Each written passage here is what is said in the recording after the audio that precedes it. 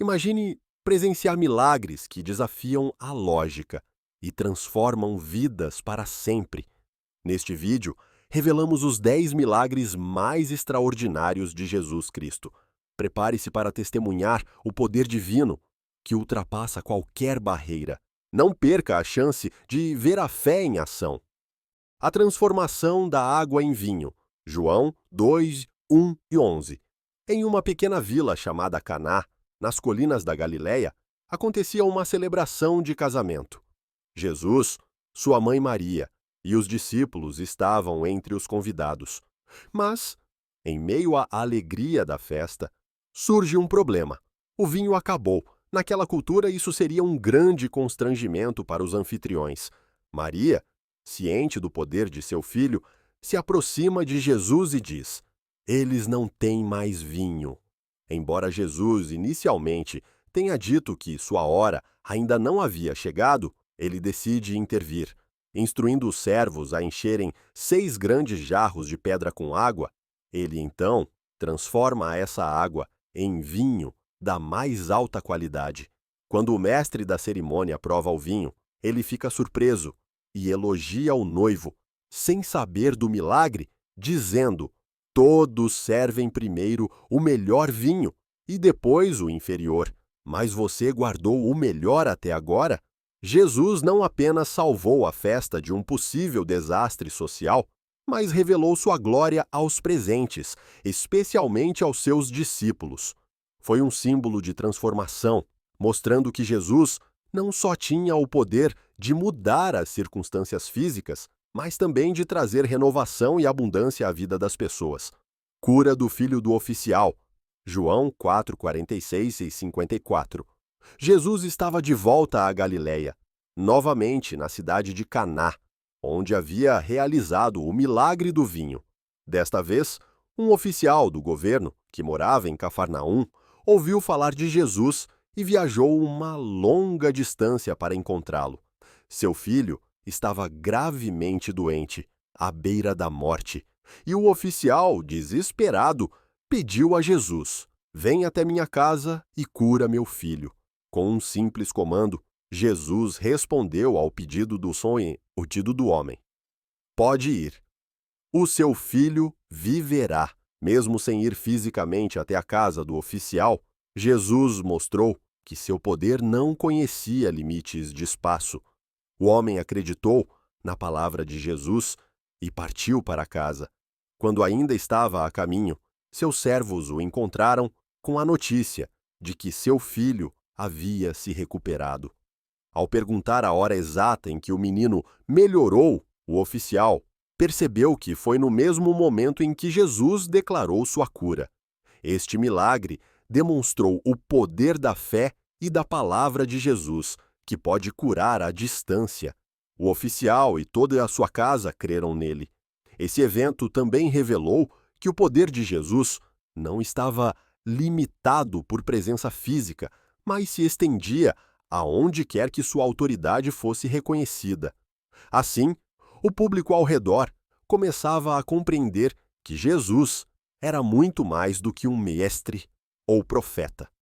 Cura do paralítico em Betesda. João 5, 1, 15. Em Jerusalém, próximo ao tanque de Betesda, havia um homem que estava enfermo há 38 anos.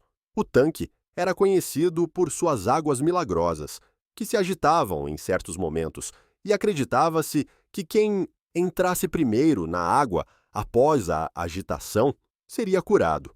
No entanto, o homem era incapaz de se mover rapidamente, ficando preso em sua enfermidade, sem ninguém para ajudá-lo. Foi ali que Jesus o encontrou, em meio a uma multidão de outros doentes, e perguntou: "Você quer ser curado?" Sem hesitar, Jesus disse ao homem: "Levante-se, pegue sua maca e ande." E imediatamente o homem se levantou, tomou sua maca e começou a andar. Esse simples comando de Jesus, dado com autoridade, trouxe cura completa ao homem que havia perdido a esperança. Ao longo de 38 anos, ninguém havia conseguido ajudar, mas em um instante, Jesus transformou sua vida. Esse milagre foi um testemunho não apenas do poder de cura de Jesus, mas também de sua compaixão por aqueles marginalizados pela sociedade. O homem foi curado não pelas águas do tanque, mas pela palavra de Jesus.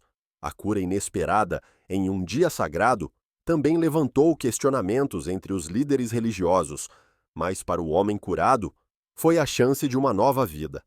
A ação de Jesus mostrou que a graça de Deus não se limita a rituais ou tempos específicos. Ela está disponível a todos, em qualquer momento. Multiplicação dos pães e peixes. Mateus 14, 13, 21. Depois de ouvir sobre a morte de João Batista, Jesus buscou um lugar tranquilo para ficar só, mas as multidões o seguiram. Ele viu a grande necessidade do povo e, movido por compaixão, começou a ensiná-los e curar seus doentes. Ao cair da tarde, seus discípulos sugeriram que ele despedisse a multidão para que pudessem comprar comida nas vilas próximas. Mas Jesus tinha outro plano. Com apenas 5 pães e 2 peixes, Jesus realizou um dos milagres mais memoráveis. Ele pegou os alimentos, olhou para o céu, deu graças e começou a distribuir para os discípulos, que, por sua vez, passaram para a multidão. Milhares de homens, além de mulheres e crianças, foram alimentados até se saciarem, e ainda sobraram 12 cestos cheios de pedaços. Esse milagre revelou que a multiplicação dos pães e peixes não apenas supriu a fome daquela multidão, mas também simbolizou o poder de Deus de transformar o pouco em muito. Jesus mostrou que, em suas mãos, nossas pequenas ofertas podem gerar grandes resultados. Para os discípulos foi uma lição de fé. Jesus anda sobre as águas. Mateus 14, 22, 33. Logo após o milagre da multiplicação dos pães e peixes, Jesus ordenou que seus discípulos entrassem em um barco e fossem para o outro lado do mar da Galileia, enquanto ele ficava para despedir a multidão e subir ao monte para orar. Durante a noite, o barco foi atingido por ventos fortes e ondas, deixando os discípulos em grande dificuldade no meio da travessia. Nas primeiras horas da madrugada, enquanto os discípulos lutavam contra a tempestade, eles viram uma figura se aproximando sobre as águas. Apavorados, pensaram que fosse um fantasma, mas Jesus logo os tranquilizou, dizendo: "Coragem, sou eu, não tenham medo." Pedro, sempre impulsivo, pediu a Jesus para ir até ele sobre as águas, e Jesus o chamou. Pedro começou a andar, mas ao perceber a força do vento, teve medo e começou a afundar. Imediatamente Jesus estendeu a mão e o segurou, dizendo: "Homem de pequena fé, por que duvidou?" Eles subiram no barco e o vento se acalmou. Esse milagre revelou não só o domínio de Jesus sobre a natureza, mas também o poder da fé.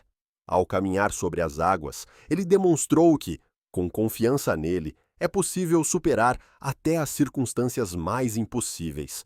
Quando Pedro começou a afundar, foi o medo e a dúvida que o fizeram perder o foco.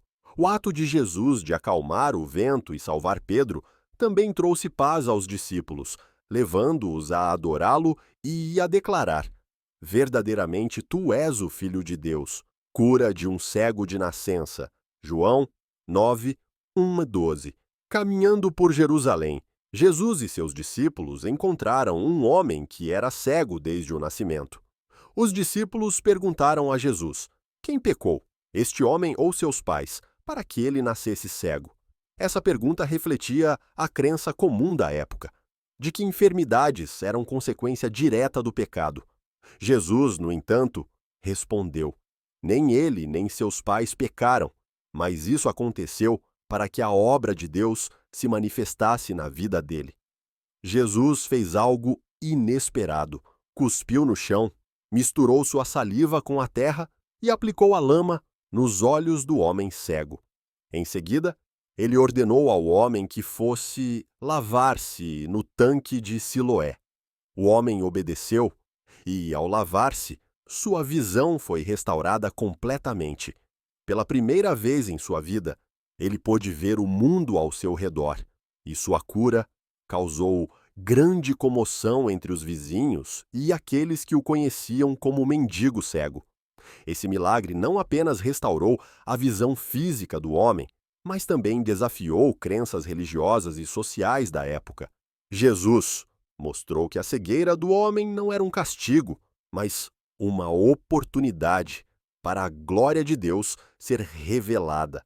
A cura trouxe uma nova perspectiva de vida para o homem, mas também gerou debates entre os líderes religiosos que questionaram como um homem como Jesus poderia realizar tais milagres. No entanto, para o cego, a transformação foi clara. Ele havia encontrado a luz do mundo. Ressurreição de Lázaro. João, Nisa 11, 1:54. Em Betânia, uma pequena vila perto de Jerusalém, viviam 3 irmãos queridos de Jesus, Maria, Marta e Lázaro. Quando Lázaro adoeceu gravemente, Maria e Marta enviaram uma mensagem urgente a Jesus dizendo: Senhor, aquele a quem amas está doente. No entanto, Jesus não foi imediatamente ao encontro deles. Ele permaneceu onde estava por mais 2 dias antes de dizer aos discípulos: Lázaro morreu, mas isso aconteceu para que a glória de Deus seja revelada. Ao chegar em Betânia, Lázaro já estava morto havia 4 dias. Marta, aflita, disse a Jesus: Se o Senhor estivesse aqui, meu irmão não teria morrido. Jesus respondeu com uma promessa: Eu sou a ressurreição e a vida. Aquele que crê em mim, ainda que morra, viverá. Em seguida, ele foi até o túmulo de Lázaro e, após orar, clamou em alta voz: Lázaro, venha para fora! Milagrosamente, Lázaro saiu, ainda envolto nos panos fúnebres, trazendo consigo o sinal mais claro do poder de Jesus sobre a morte.